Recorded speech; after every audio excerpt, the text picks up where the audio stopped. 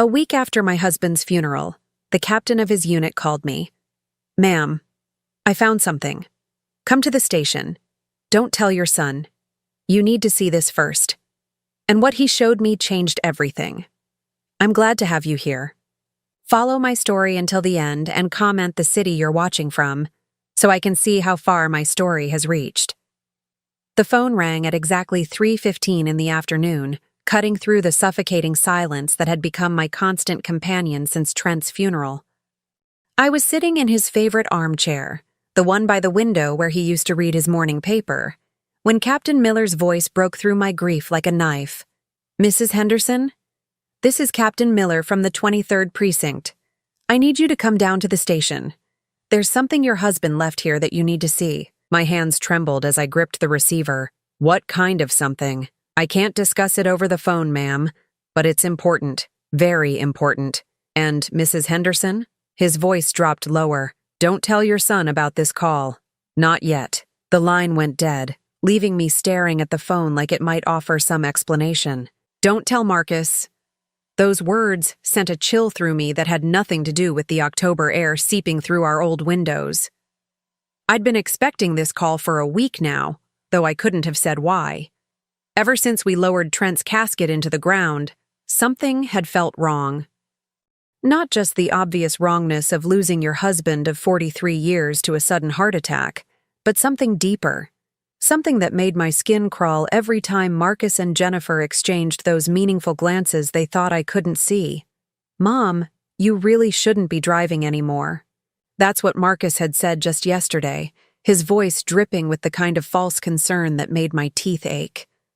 Jennifer had nodded along, her perfectly manicured fingers drumming against our kitchen table like she was already calculating square footage. "The house is too big for you now," Jennifer had added, her voice sweet as poisoned honey. "We've been looking at some lovely assisted living facilities. Golden Years has an opening, and they take Medicare." Golden Years. I'd driven past that place. Gray concrete walls, tiny windows, and the smell of disinfectant that couldn't quite mask the odor of people waiting to die. The thought made my stomach turn. But now, sitting with Captain Miller's words echoing in my head, I felt something I hadn't felt since Trent died. Purpose. Whatever he'd left at the station, whatever secret he'd been keeping, I was going to find it. I grabbed my purse and car keys, my arthritic fingers fumbling with the locks. The drive to the station took 23 minutes.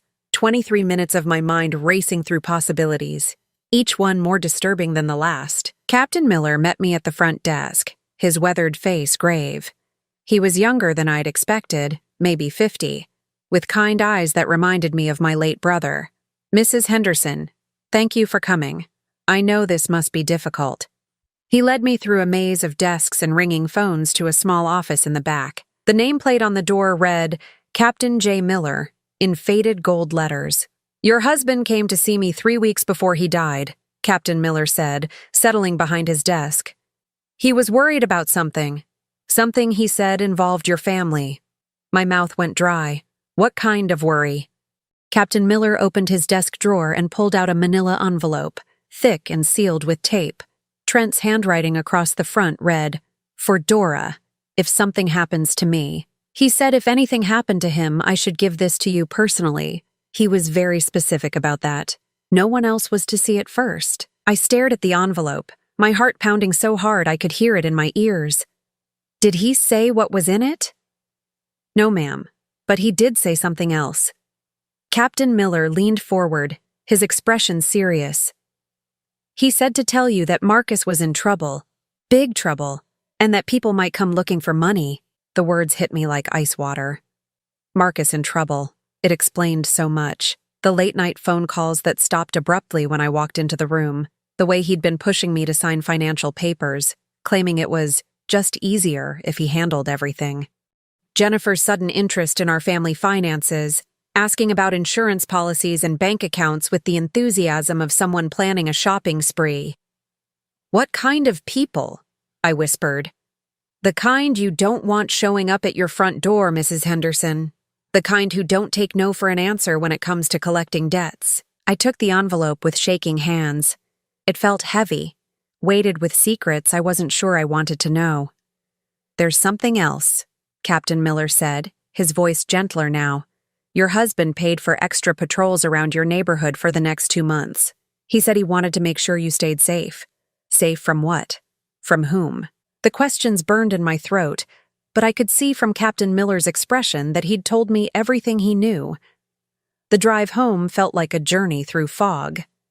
My mind kept circling back to the envelope sitting on my passenger seat, to Captain Miller's words about debt collectors, to the way Marcus had been acting since the funeral, pushy, impatient, like he was waiting for something to happen. I pulled into my driveway just as Marcus's silver sedan rounded the corner. Perfect timing, as always. He had a key, of course, but lately he'd been using it without calling first, walking into my house like he already owned it. I shoved the envelope deep into my purse just as he knocked on the door. "Mom, there you are. I was worried when you didn't answer the phone." Marcus stepped inside, Jennifer close behind him. She was carrying a stack of papers, and her smile was sharp enough to cut glass. "We brought the Golden Years application," Jennifer announced, settling onto my couch like she belonged there. "The administrator said if we get it in today, you could have the corner room. Much better lighting."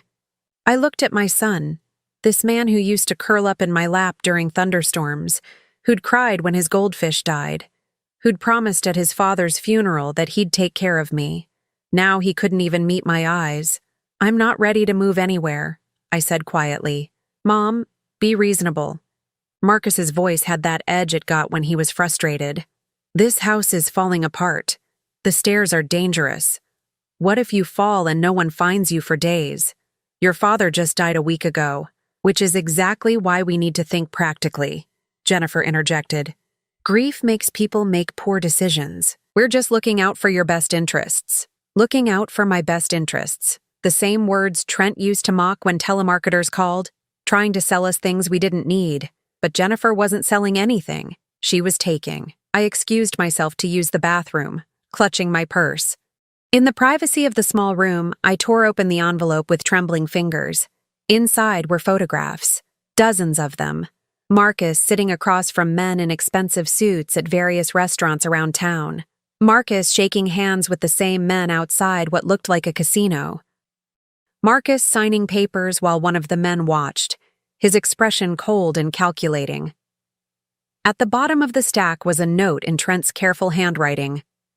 "Dora, our son owes these people $87,000. They've threatened all of us. I'm handling it.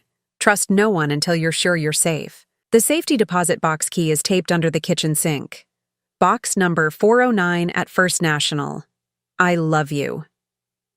T. My legs gave out, and I sank onto the toilet seat, photographs scattered across my lap. $87,000. The number swam in front of my eyes like something from a nightmare. From the living room, I could hear Jennifer's voice getting more insistent, Marcus agreeing with everything she said. They weren't here out of love or concern. They were here because they were scared. And now I knew why. I gathered the photographs and stuffed them back into the envelope, my hands steadier now despite the shock. Whatever game they were playing, whatever danger Marcus had brought to our door, Trent had been one step ahead. The question was, what else had he left for me to find? I waited until Marcus and Jennifer left before retrieving the safety deposit box key from under the kitchen sink. Trent had taped it there so carefully that I almost missed it, hidden behind the garbage disposal's electrical cord. My husband, it seemed, had been planning for this moment long before his heart gave out. The drive to First National Bank the next morning felt like entering enemy territory. Every car in my rearview mirror could be following me. Every stranger on the sidewalk could be watching. Captain Miller's warning about debt collectors had planted seeds of paranoia that were blooming in full color. Mrs. Chen, the bank manager, had known Trent for 20 years. She led me down to the vault personally, her expression somber as she slid the key into box 409. "I'm so sorry for your loss, Mrs. Henderson. Your husband was a good man. He came in about a month ago to update this box." A month ago, right around the time Marcus had started pushing me to sign those financial papers. right around the time Jennifer had begun asking about our insurance policies with the intensity of an investigative reporter. Inside the box were documents that made my blood run cold. Bank statements showing Marcus had borrowed against our house without telling us. Credit reports revealing he'd opened accounts in my name. Most damning of all, a series of threatening letters addressed to our family. The first one was dated 6 months ago, written in block letters on plain white paper. Your son owes us money. $87,412. Interest accumulates daily. Pay or face consequences. The second letter, dated 3 months later, was more specific. Final notice. Your family's safety depends on Marcus fulfilling his obligations. We know where you live. We know your routines. Payment arrangements must be made immediately. The third letter made my hands shake. Mrs. Henderson, your husband's death changes nothing. The debt remains. Your son will contact us within 48 hours, or we will contact you personally. That letter was dated 2 days after Trent's funeral. Beneath the letters were copies of Marcus's gambling records from 3 different casinos. Pages and pages of losses, each one bigger than the last. Poker games where he'd lost $5,000 in a single night. Slot machines that had eaten up our vacation fund. Sports betting that had cost him more than I'd earned in 2 years of working part-time at the library. But the worst discovery was at the bottom of the box. A life insurance policy I'd never heard of, taken out on me 3 months ago. The beneficiary was Marcus. The payout was $200,000. I sat in that cold vault, surrounded by evidence of my son's betrayal, and felt something inside me break. Not my heart that had broken when Trent died. This was something deeper.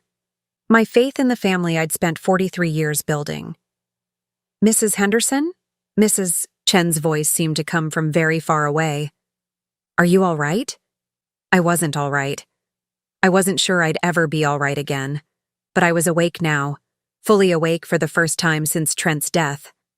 I need to make a withdrawal, I said, my voice steadier than I felt. Everything from our joint savings account. Mrs. Chen looked uncomfortable. That's quite a substantial amount. Perhaps you should discuss it with your son first. He did ask us to notify him of any large transactions. Of course he had. Marcus was covering all his bases, making sure he'd know the moment I tried to access my own money. This is my account, I said firmly. And I want every penny of it. Today. An hour later, I walked out of First National with $38,600 in cashier's checks hidden in my purse. It was everything Trent and I had saved for our retirement, money we'd planned to use for the European trip we'd been dreaming about since our honeymoon. Now it felt like the only thing standing between me and whatever Marcus had brought down on our family. The house felt different when I returned home, like someone had been there while I was gone. Nothing was obviously disturbed. But 43 years of marriage teaches you to notice when something is off. The kitchen chair was pushed out differently. The mail had been shifted on the counter. Someone had been looking through my things. I was hiding the bank documents in my bedroom closet when the doorbell rang. Through the peephole, I saw a man in an expensive suit holding a briefcase. He looked exactly like the men in the photographs Trent had left me. My heart hammered against my ribs as I pretended not to be home. The man stood on my porch for 5 long minutes, occasionally cupping his hands to peer through windows. Finally, he left a business card wedged in my doorframe and walked away. The card was simple, white with black lettering. Vincent Torino, Financial Consulting. We specialize in resolving family obligations. Family obligations. As if Marcus's gambling debts were something we'd all agreed to take on together. I was still staring at the card when my phone rang. Marcus's name appeared on the caller ID, and for the first time since his father's death, I let it go to voicemail. His message was tense, barely controlled. Mom, I need to talk to you. It's important. Some people might be trying to contact you, and you shouldn't talk to them without me there. I'm coming over tonight after work. Too late for that, son. The people you're so worried about had already found me. The afternoon dragged by like a prison sentence. I kept checking the locks, peeking through curtains, jumping at every sound. This was what fear felt like when it had a specific address, when it knew your name and your daily routine. Around 4 o'clock, I called Captain Miller. "They came to my house," I told him without preamble. "One of the men from the photographs." "Are you safe now?" "I think so. But Captain Miller, there's more. So much more than we thought." I told him about the safety deposit box, about Marcus's gambling debts, about the life insurance policy. Captain Miller listened without interrupting, but I could hear him taking notes. "Mrs. Henderson, I need you to listen to me very carefully. These people don't play games. If they've escalated to visiting your home, that means they're done waiting." "What do I do?" "First, you don't let Marcus into your house tonight. Whatever story he's prepared, whatever promises he wants to make, he's already proven you can't trust him." The words hit harder than they should have. Marcus was my son, my only child, the baby I'd rocked through colic and fever and nightmares. But Captain Miller was right. Trust, once broken, doesn't heal just because you want it to. "Second," Captain Miller continued, "you need to consider that your husband might have had a backup plan. He was thorough enough to document everything else. There might be more. A backup plan." I thought about Trent's methodical nature, the way he'd always planned for contingencies. Where would he have hidden something else? What would he have wanted me to find? The answer hit me as I was hanging up the phone. The garage, Trent's workshop, where he'd spend hours building birdhouses and fixing broken furniture. The one place in our house that Marcus and Jennifer never bothered to explore, because it was too cluttered and too covered in sawdust for Jennifer's designer tastes. I found it wedged behind Trent's tool cabinet. Another envelope, this one sealed with wax. Inside was a single piece of paper with an address I didn't recognize and a set of keys. At the bottom, in Trent's handwriting, "If they come for you, go here. You'll understand everything." As Marcus's car pulled into the driveway at exactly 6:30, I realized that everything I'd thought I knew about my life was about to change. The question was whether I was brave enough to let it. But first, I had to face my son and pretend I didn't know what he'd done to us all. Marcus stood on my doorstep looking like a man who hadn't slept in weeks. His usually perfect hair was disheveled, his tie loosened, and there were dark circles under his eyes that makeup couldn't hide. For a moment, he looked like the scared little boy who used to crawl into my bed during thunderstorms. "Mom, we need to talk." His voice cracked on the last word. I let him in, because despite everything, despite the photographs and the bank statements and the life insurance policy I'd never agreed to, he was still my son, the child I'd nursed through pneumonia when he was 7, who'd called me crying from college when his first girlfriend broke his heart. Jennifer wasn't with him, which surprised me. They'd been joined at the hip since the funeral, making decisions about my life like I was already dead. "Where's Jennifer?" I asked, settling into Trent's chair while Marcus paced the living room like a caged animal. "She doesn't know I'm here." Marcus stopped pacing and faced me, his expression desperate. "Mom, I need to tell you something. Something I should have told you and Dad months ago." Here it comes, I thought. The confession, the apology, the explanation for why my son had tried to steal my life out from under me. "I'm in trouble," he said, his voice barely above a whisper. "Bad trouble." I waited, letting the silence stretch between us. Let him fill it with his guilt. "I owe money, a lot of money, to people who don't understand words like payment plan or extension." "How much money?" I asked, though I already knew the answer. Marcus's shoulders sagged. $87,412. The precise amount from the threatening letters. At least he wasn't lying about that. "Gambling?" I kept my voice neutral, non-judgmental, the way I'd learned to speak to him when he was a teenager coming home past curfew. He nodded, unable to meet my eyes. "It started small, just a few hands of poker with guys from work. Then I discovered online sports betting. It was supposed to be fun, you know? A way to make watching games more exciting. The classic story. It always started with fun. But I was good at it, Mom. For a while, I was really good. I won $12,000 in one weekend on a college basketball tournament. And then you lost it." "And then I lost it." Marcus sank into the couch, his head in his hands, all of it. plus more, much more. I studied my son, this 45-year-old man who still expected me to fix his problems. What did your father know? Marcus looked up sharply. What do you mean? Your father knew, didn't he?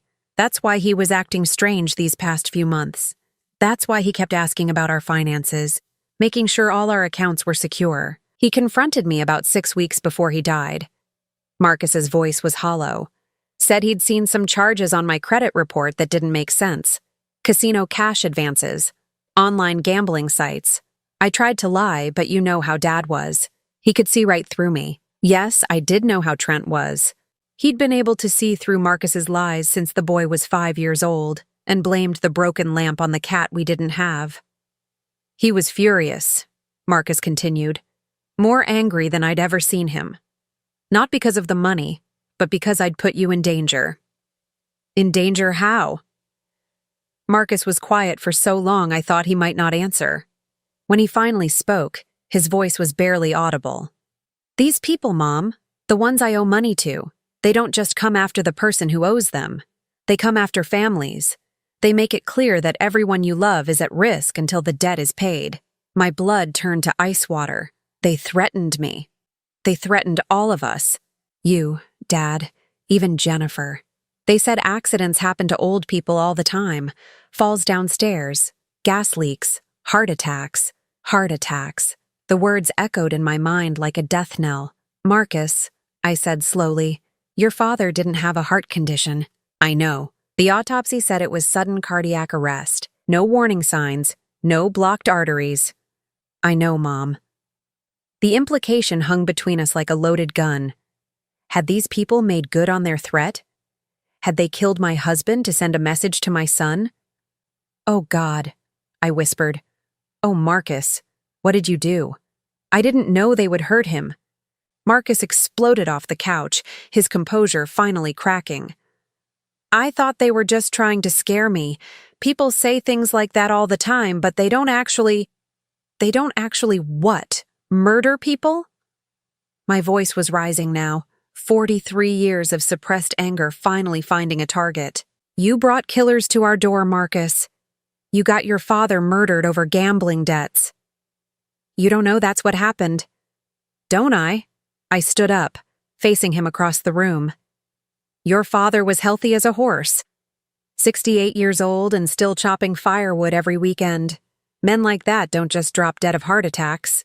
Marcus started crying then, deep, ugly sobs that shook his whole body. It should have broken my heart.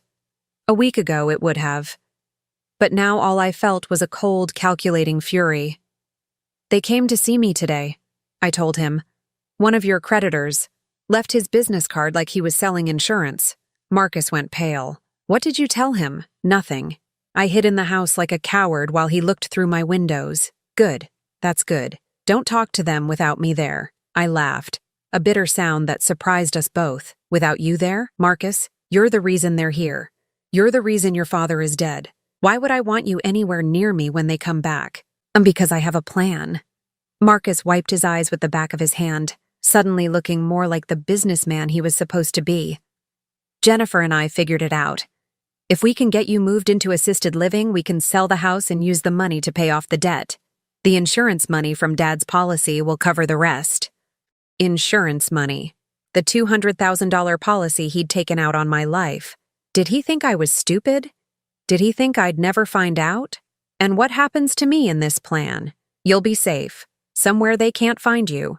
Golden Years has excellent security and no way for me to leave. No way for me to access my own money or make my own decisions. It was a prison sentence disguised as elder care. I'm not signing anything, I said flatly. Marcus's mask slipped again, revealing something desperate and ugly underneath. Mom, you have to. These people won't wait forever. If they think we're not cooperating, then maybe you should have thought about that before you gambled away $87,000 of other people's money. The front door opened without warning, making us both jump. Jennifer walked in like she owned the place, her heels clicking against the hardwood floor. Marcus, there you are. I've been looking everywhere for you. Her gaze shifted to me, and I saw something in her eyes that made my skin crawl. Something calculating and cold. Mrs. Henderson, I hope my husband isn't bothering you with his worries. You know how men can be when they're stressed. She spoke to me like I was a child. Like I was too old and too foolish to understand adult problems. Actually, we were just discussing the assisted living arrangements, Marcus said, his voice stronger now that Jennifer was there to back him up. I was explaining to Mom why it's so important that we move quickly. Of course it is. Jennifer settled onto my couch like she was holding court. At your age, Mrs. Henderson, every day you delay is another day something terrible could happen. What if you fell and broke a hip? What if you had a stroke? Living alone at 68 is just too dangerous. Living alone at 68. But I wasn't living alone. I was living with the memory of my murdered husband, and the knowledge that my son had brought killers to my door. That was far more dangerous than any broken hip. I need some time to think about it, I said. There's nothing to think about, Jennifer replied, her voice sharp now. Marcus showed you the brochures. Golden Years is lovely. Much better than staying in this old house with all its sad memories. Sad memories. Like the 43 years Trent and I had built here. Like the Christmas mornings and birthday parties and quiet Sunday afternoons that had made this house our home. The thing is, Jennifer continued, reaching into her purse, we've already put a deposit down. The administrator is holding your room, but only until tomorrow. If we don't have the signed paperwork by then, you'll go to the bottom of the waiting list. She pulled out the same stack of papers they'd brought yesterday, but now I could see them differently. Not as helpful arrangements made for my benefit, but as a trap closing around me. I said I need time to think. Mom, Marcus's voice had an edge now. You're not thinking clearly. Grief affects people differently. Sometimes it makes them paranoid. Makes them think their own family is out to hurt them. Paranoid. That's what they were calling it when I refused to hand over control of my life. Maybe I should call Dr. Peterson, Jennifer suggested. Have him prescribe something to help with the anxiety. Something to help you see the situation more clearly. Something to make me compliant. Something to make me easier to manage. I looked at my son and daughter-in-law, these two people who were supposed to love me, and finally understood what Trent had seen 6 weeks before he died. They weren't trying to protect me. They were trying to eliminate me as a complication in their solution to Marcus's gambling problem. The house, the insurance money, my compliance in my own imprisonment. It was all part of a plan to clean up the mess Marcus had made of his life, with me as the primary casualty. I think you should both leave now, I said quietly. Mom, get out of my house. Jennifer's facade finally slipped, revealing the cold calculation underneath. You're making a mistake, Mrs. Henderson. A very serious mistake. As they gathered their papers and headed for the door, Jennifer turned back one last time. Those people Marcus owes money to? They're not patient people. And they're not stupid. They know exactly how much this house is worth. Exactly how much your insurance policies will pay out. They've done their homework. The threat was clear. Pay up, or accidents would start happening. After they left, I sat in the growing darkness of my living room and finally understood why Trent had left me that address in the garage. It wasn't just a backup plan. It was an escape route. Because the people trying to destroy my life weren't strangers with business cards and expensive suits. They were my own family. The address Trent had left me led to a small cabin on the outskirts of town, hidden behind a grove of oak trees that had probably been standing when this area was still farmland. I'd driven past this property hundreds of times over the years without really noticing it, which I now realized had been entirely the point. The key fit perfectly in the front door lock. Inside, the cabin was sparse but comfortable. A stone fireplace dominated one wall, flanked by built-in bookshelves. A small kitchen occupied the back corner, and I could see a bedroom through an open doorway. Everything was clean, recently used, like someone had been living here. On the kitchen table sat another envelope with my name on it. My hands were steadier now as I opened it, though my heart still raced with each new revelation. Dora. The letter began in Trent's familiar handwriting. If you're reading this, then my plan worked and you found your way here safely. I know you must be confused and probably angry. Let me explain. I sank into one of the kitchen chairs and continued reading. 3 months ago, Vincent Torino and his associates made it clear that Marcus's debt was now a family problem. They told me accidents happen to elderly people all the time. Heart attacks, strokes, falls downstairs. They were specific about which accidents might befall which family members.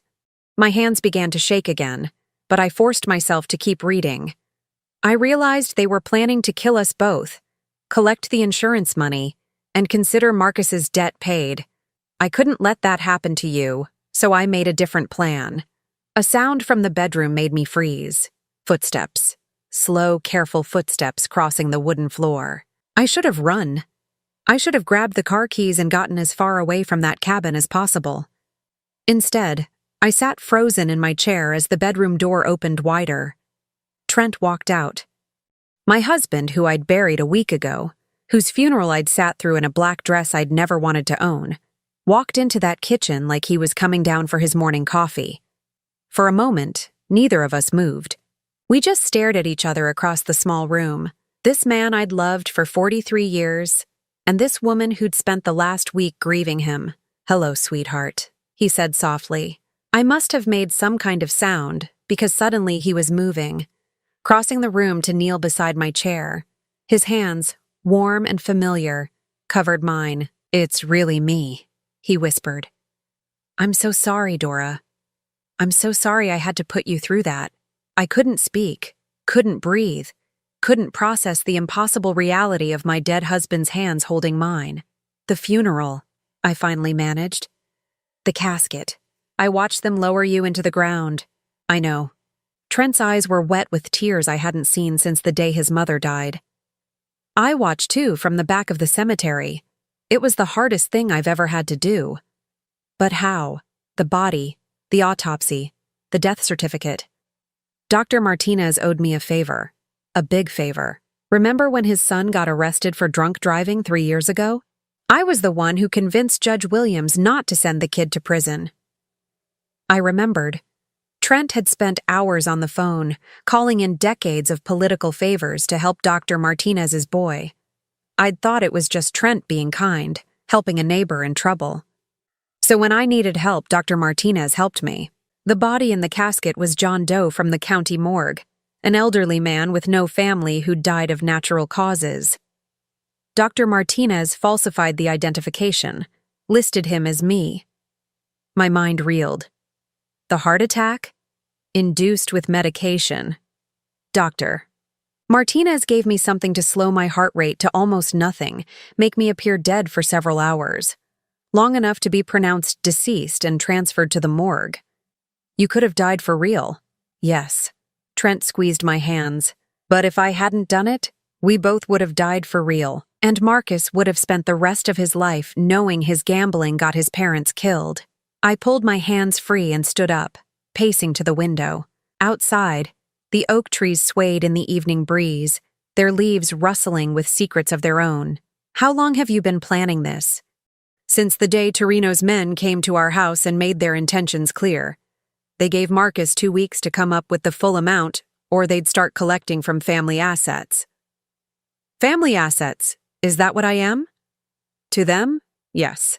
Trent stood up slowly, his movements careful. The fake death had clearly taken a toll on him. "Your life insurance policy would cover most of Marcus's debt. The house sale would cover the rest. They had it all figured out. Marcus took out that policy without telling me, under Jennifer's guidance. She's been planning this for months, Dora. Pushing Marcus deeper into debt, encouraging his gambling, making sure he owed more than he could ever repay." I spun around to face him. "What are you talking about? Jennifer isn't just Marcus's wife. She's Vincent Torino's niece." The words hit me like a physical blow. I grabbed the back of a chair to steady myself. "That's impossible. Marcus met her at work. They dated for 2 years before they got married." They dated for 2 years, because that's how long it took to set up the perfect scenario. Marcus was always a mark, Dora. From the very beginning. Trent moved to the bookshelf and pulled out a thick folder. Inside were more photographs, more documents, more evidence of a conspiracy I'd never seen coming. "Jennifer Romano," he said, spreading photos across the kitchen table. "That's her real name. Vincent Torino's brother's daughter. She's been running marriage scams for 15 years, targeting men with gambling problems and elderly parents. The photos showed Jennifer with other men, other families. Always the same pattern. Marry the problem gambler, encourage the addiction, then cash out when the debt became unmanageable. She killed her last husband's mother with a deliberate medication overdose, Trent continued, his voice grim. Made it look like an accident. Collected the insurance and disappeared while the husband went to prison for his debts. I stared at the photos, at this woman I'd welcomed into my home, who'd called me mom and brought casseroles when I was sick. This woman who'd been planning my murder since the day she met my son. Marcus doesn't know, Trent said. He genuinely believes he fell in love with her. She's that good at what she does. Then why haven't you told him? Because it would destroy him, and because I had a better plan. Trent pulled out another folder, this one labeled Vincent Torino, Criminal Associates. Inside were surveillance photos, financial records, and what looked like FBI documents. I've been working with federal investigators for the past 2 months. Torino's organization has been under investigation for loan sharking, money laundering, and murder. They just needed enough evidence to make arrests stick. What kind of evidence? The kind that comes from recording his niece admitting to insurance fraud and planning another murder. I felt the blood drain from my face. You want to use me as bait. I want to give you the choice. You can disappear with me right now. We have new identities waiting, a house in Oregon where no one will ever find us. Or you can help me put them all behind bars and save our son from spending the rest of his life married to a killer. The weight of the decision pressed down on me like a physical force. Run away with my husband, and let Marcus live with a woman who would eventually murder him too. Or stay and fight a battle against people who'd already tried to kill us both. There's something else, Trent said quietly. The federal investigation has uncovered 7 other families like ours. 7 other elderly couples who died in suspicious accidents after their children ran up gambling debts with Torino's organization. 7 families. 7 couples who died because their children had made the same mistakes Marcus had made. How do we do it? I asked. Trent's expression shifted to something I'd rarely seen in 43 years of marriage. Cold, calculating fury. We let them think they've won. We let Jennifer believe her plan is working perfectly, and then we record her confession when she comes to finish what she started. When will that be? Tomorrow night. The Golden Years paperwork has a deadline, remember? If you don't sign by then, they'll have to move to more direct methods. More direct methods. Like the heart attack that had supposedly killed my husband. There's one more thing you need to know, Trent said, his voice gentle again. Once we do this, once we testify against them, our old life is over. Even if we win, even if they all go to prison, we can't go back to being the people we were before. Good, I said, surprised by the strength in my own voice. Those people were victims. I don't want to be a victim anymore. Trent smiled then. The first real smile I'd seen from him since he'd walked out of that bedroom.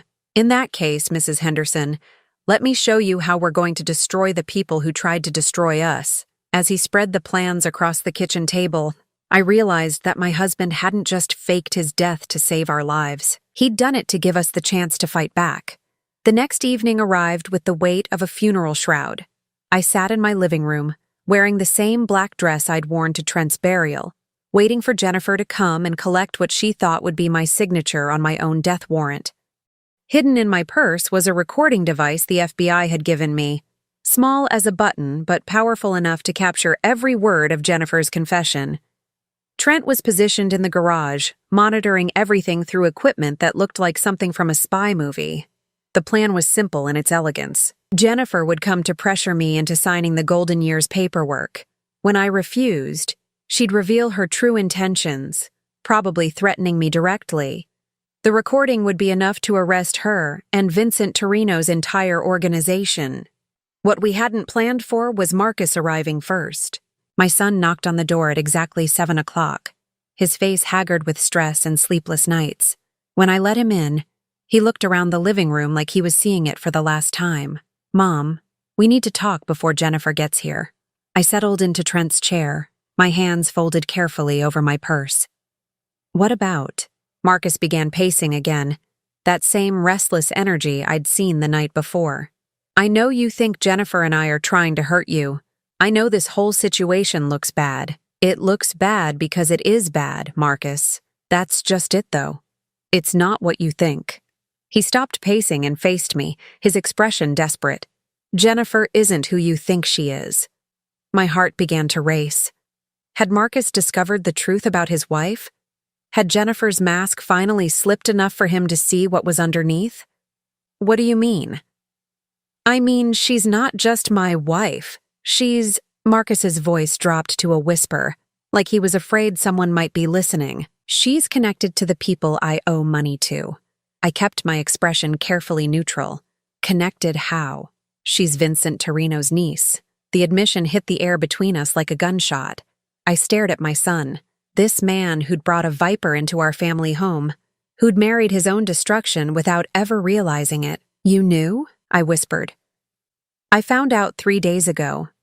I overheard a phone conversation between her and someone she called Uncle Vincent. She was talking about you, about the house, about the insurance money, 3 days ago. While I'd been grieving his father's death, while I'd been discovering the truth about our family's destruction, Marcus had known his wife was planning to murder me. And you didn't think to tell me this immediately?" Marcus's face crumpled. "I was scared, Mom. These people, they don't just kill the person who owes them money. They kill anyone who might cause problems for their operation." "So you decided to let Jennifer kill me instead?" "No!" Marcus exploded. "I decided to find a way to stop her without getting us all killed." He pulled a small device from his pocket, similar to the one hidden in my purse. "I'm recording everything too. When she confesses tonight, I'll have enough evidence to turn her in without implicating myself as an accomplice." My son, the coward who'd gambled away our family's safety, was finally trying to grow a spine. Unfortunately, it was 48 hours too late. "Marcus, there's something you need to know about your father's death." "What about it?" Before I could answer, Jennifer's key turned in the front door. She walked in like she owned the place, carrying a briefcase and wearing the kind of predatory smile that sharks must wear just before they attack. "Mrs. Henderson, Marcus, I hope you've both had time to think clearly about our conversation yesterday." She settled onto the couch and opened her briefcase, spreading the golden years paperwork across my coffee table like a dealer arranging cards. "I've spoken with the administrator again," Jennifer continued, her voice sickeningly sweet. "They're willing to extend the deadline until midnight tonight, but only as a personal favor to me." A personal favor. More likely they'd extend the deadline because Jennifer had told them there might be complications with the current resident dying in her sleep. "Jennifer," Marcus said, his voice strained, "maybe we should give Mom more time to adjust to the idea." Jennifer's smile faltered for just a moment. "Adjust to what idea, darling? We're trying to keep her safe." "Safe from what exactly?" I asked, my voice steady despite the terror coursing through my veins. Jennifer's mask slipped another notch. "Safe from living alone at your age, safe from falling downstairs or having accidents in the kitchen. Accidents like the one that killed my husband?" The room went silent. Jennifer's smile disappeared entirely, replaced by something cold and calculating. Marcus looked confused, glancing between his wife and his mother like he was trying to solve a puzzle. "Your husband had a heart attack, Mrs. Henderson. A perfectly natural death for a man his age. Perfectly natural for a man with no history of heart problems and no blocked arteries?" Jennifer's eyes narrowed. "What exactly are you implying?" "I'm implying that you and your uncle killed my husband to send a message to Marcus." Marcus gasped, but Jennifer just laughed. It was a horrible sound, completely devoid of warmth or humor. "You're paranoid, Mrs. Henderson. Grief has made you suspicious of the people who care about you most. People who care about me don't take out life insurance policies without my knowledge. That policy is for your protection. It's for my execution." Jennifer stood up slowly, her movements deliberate and threatening. For the first time since I'd known her, I was seeing the real woman underneath the perfect housewife facade. "Let me explain something to you, Mrs. Henderson. Your son owes my family $87,412. That debt doesn't disappear just because you want to be difficult. Your family? Vincent Torino is my uncle. This whole marriage, this whole charade of loving your pathetic son, has been about collecting that debt." Marcus made a strangled sound, but Jennifer ignored him. "We've been very patient," she continued, moving closer to my chair. "We allowed your husband to think he was being clever, staging his own death to protect you. Did you really think we didn't know about the cabin? About his little plan with Dr. Martinez?" My blood turned to ice. They'd known all along. Trent's elaborate scheme, the fake death, the federal investigation. They'd been aware of everything. "Where is he?" I whispered. Jennifer smiled, and it was the most terrifying expression I'd ever seen. "Let's just say your husband's second death was much more convincing than his first." The words hit me like a physical blow. Trent was dead. Really dead this time. While I'd been sitting in this chair planning our revenge, Jennifer had already won. "You're lying." "Am I?" Jennifer pulled out her phone and showed me a photograph. It was Trent, lying motionless in the cabin where I'd left him that morning.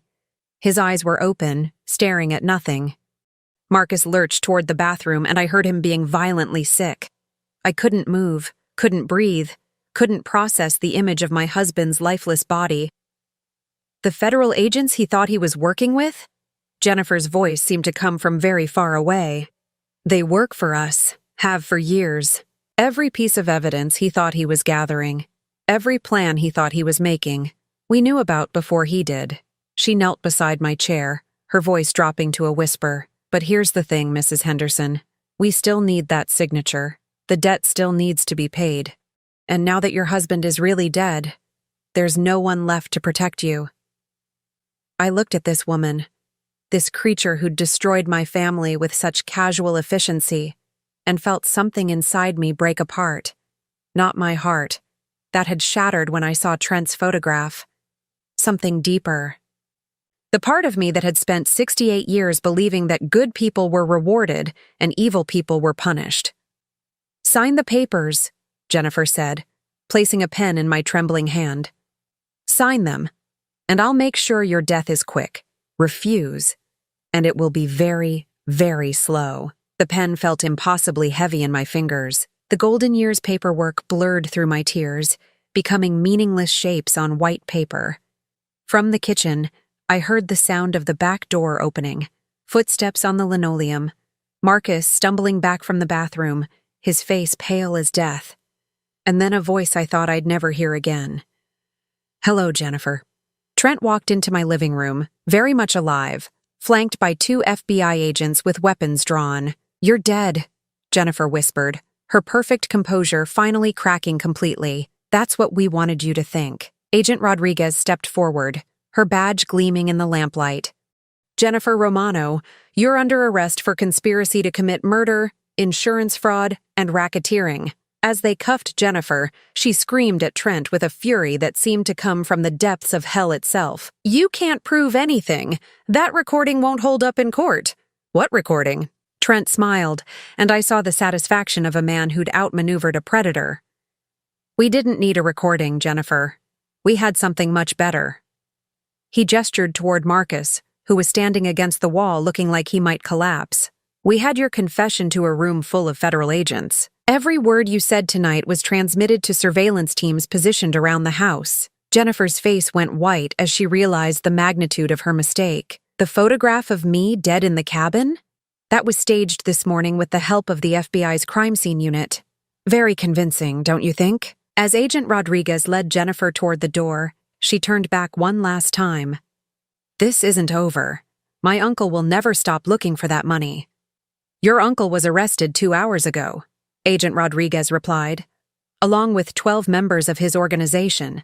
It's very much over." The door closed behind them, leaving me alone with my husband and the son who'd nearly gotten us all killed. For a long moment, none of us spoke. We just stood there in the wreckage of what had once been our family. "I'm sorry," Marcus said finally, his voice broken. "I'm so sorry for all of it." Trent moved to my chair and knelt beside it, taking my hands in his. "Are you okay?" I looked at this man who'd died twice to save me, who'd planned an elaborate deception to protect our family, who'd risked everything to give us a chance at justice. "I will be," I said. And for the first time in weeks, I actually believed it might be true. 6 months later, I stood in the kitchen of our new house in Tucson, Arizona, watching the sunrise paint the desert mountains in shades of gold and pink. The house was smaller than our old one, but it was ours in a way the Sacramento house had never been. No ghosts here, no memories of betrayal, no shadows of the family who'd tried to destroy us. Trent emerged from the bedroom, moving slowly but steadily.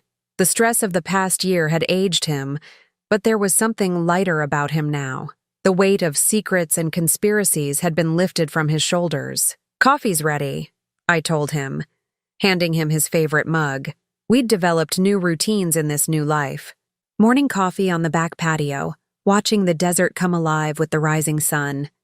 Evening walks through the neighborhood, where no one knew our story, and we were just another retired couple enjoying their golden years. "Any word from Agent Rodriguez?" Trent asked, settling into his patio chair.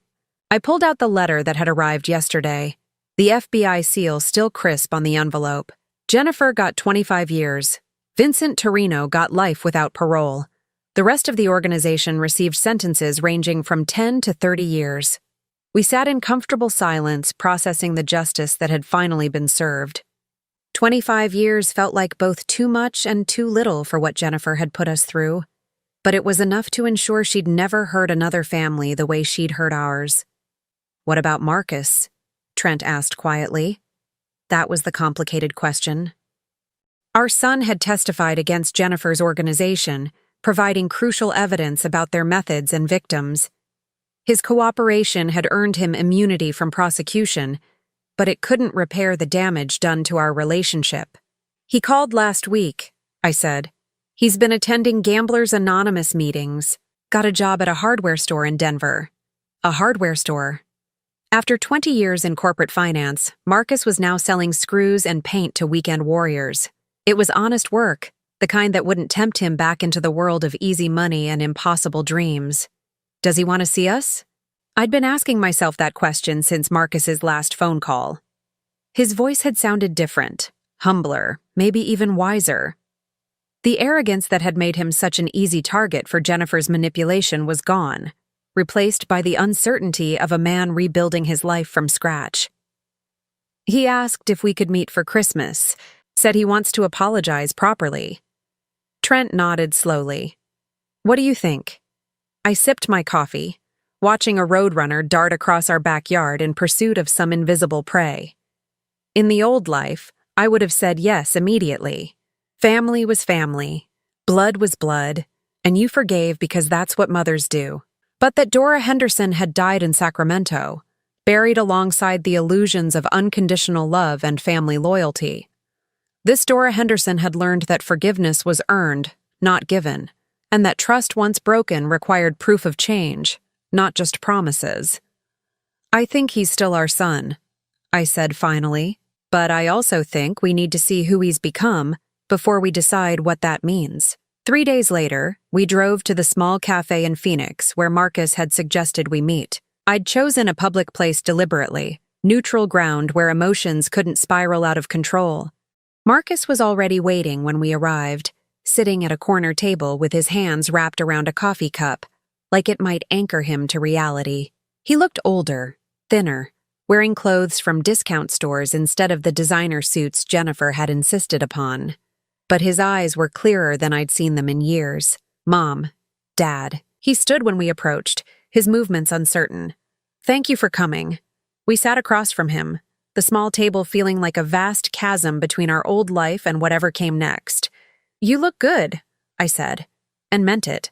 The stress lines around his eyes had softened, and there was something peaceful about him that hadn't been there during the Jennifer years. "I feel better than I have in a long time." Marcus's voice was steady, without the underlying desperation that had marked his speech during those final awful weeks in Sacramento. "I wanted to tell you both some things I should have said months ago." Trent leaned back in his chair, his expression carefully neutral. "We're listening." Marcus took a deep breath, like a man preparing to dive into deep water.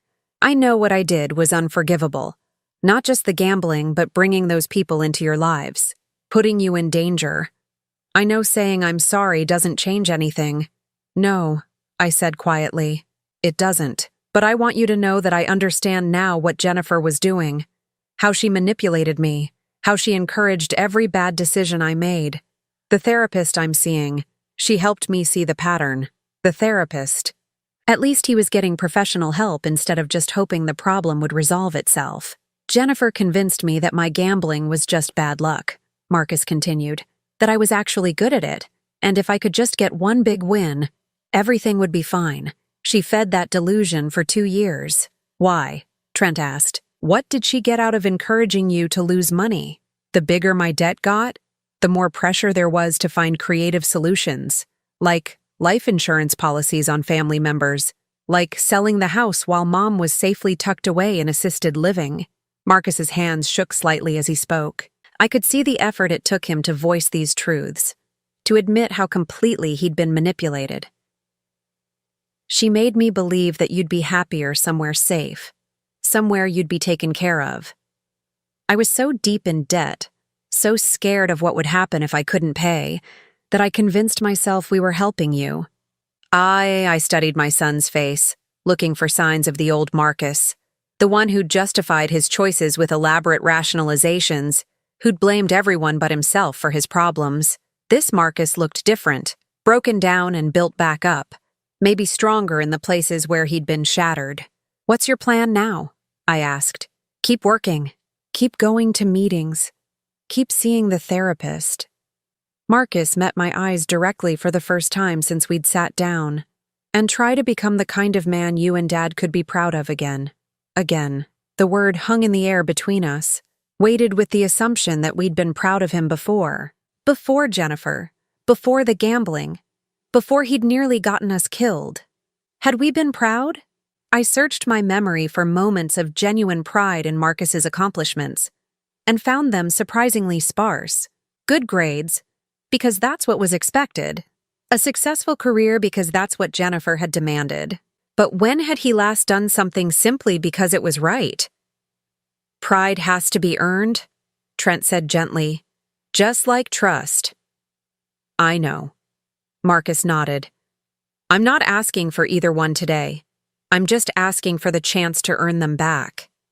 We talked for another hour, about his job and his therapy and his new apartment near the hardware store. Small talk mostly, the careful conversation of people learning to know each other again. But underneath it was something I hadn't felt in years. Hope. When we finally stood to leave, Marcus hesitated. Would it be okay if I called you? Not often, just maybe once a month, to let you know how I'm doing. I looked at Trent, seeing my own uncertainty reflected in his eyes.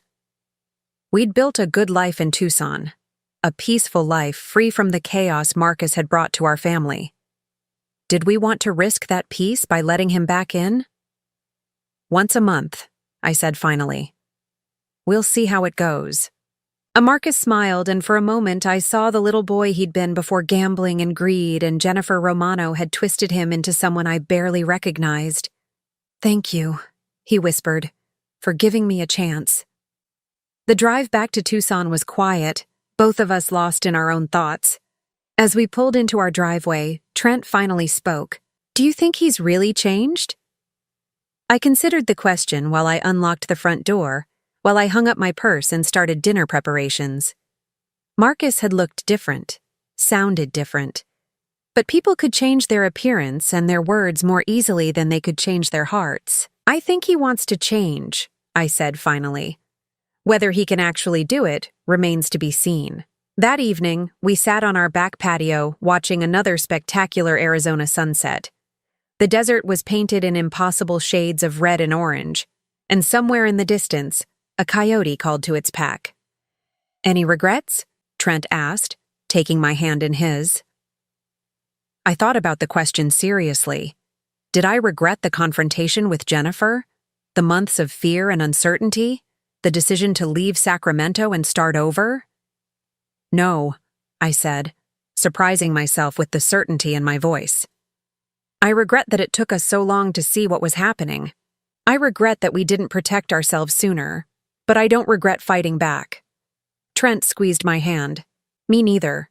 We'd lost things in that fight, The illusion of family unity, the comfort of familiar surroundings, the naive belief that blood relationships guaranteed love and loyalty. But we'd gained things too.